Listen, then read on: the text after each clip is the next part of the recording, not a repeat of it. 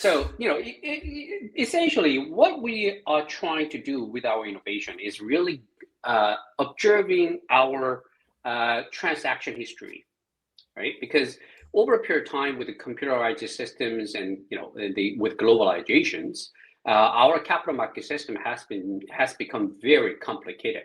So it was all paper, and then we started utilizing computer systems and digital databases, and that's why we always have to do the reconciliation, not just between these two different ledgers, but between the ledgers of intermediaries, because we have to run these two different ledgers, two different types of ledgers. Now we have more intermediaries to keep the integrity of the capital markets, right?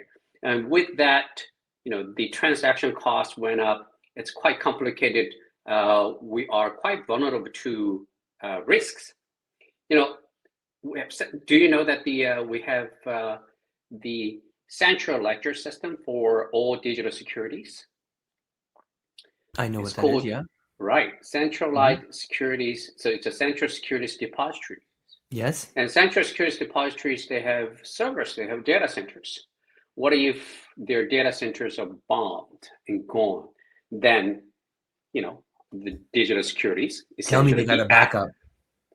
Well, what about the backups if their backups are gone? Yeah. So, for example, I know one of the major economies, CSD, has two data centers. They use two data centers. And if they are bombed on those two data centers, their country's digital securities will be completely